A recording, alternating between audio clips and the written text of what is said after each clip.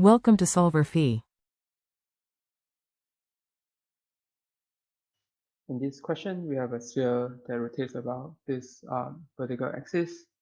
It starts from rest at theta equals to 0 degrees and rotates with angular acceleration alpha equals to 4 theta plus 1 radians per second square. In this question, we want to determine the magnitudes of the velocity and acceleration of point P at the instance when theta equals to 6 radians.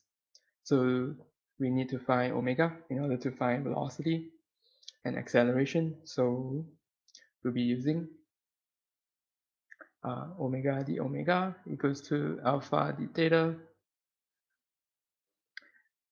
So it starts from rest, so the lower limit is 0. For the omega, similarly for the theta, starts from 0 radians to some theta. And integrate, we get half omega square equals to 2 theta square plus theta. And simplify, we get omega equals to 4 theta square plus 2 theta square root. Okay, so when theta equals to 6 radians,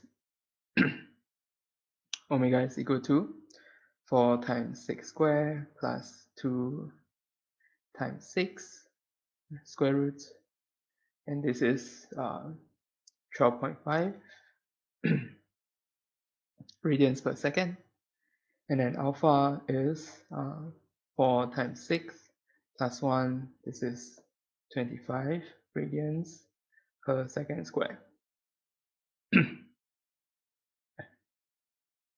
Okay, so we are ready to find the velocity and acceleration.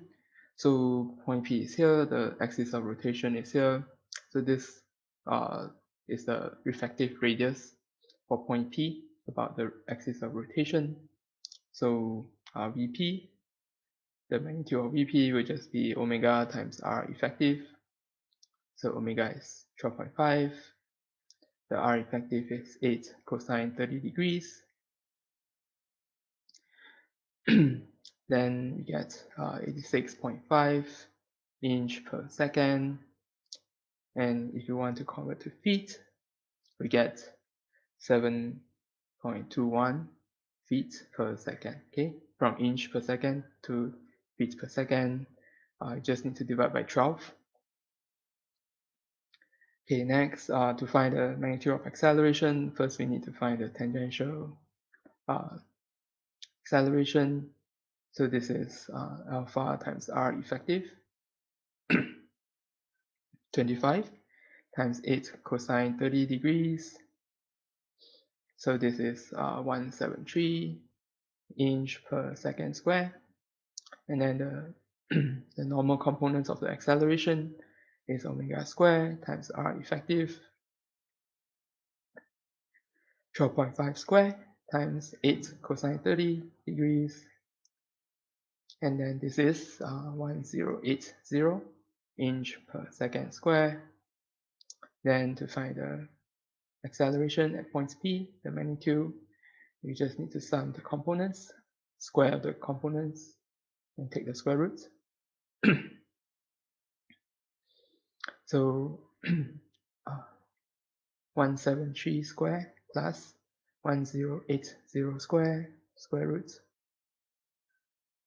This is equal to 1095 inch per second square, and then in feet per second square would be 91.2 feet per second square. So this is the answer for the magnitude of velocity. Okay, and then this is the magnitude of acceleration at point P.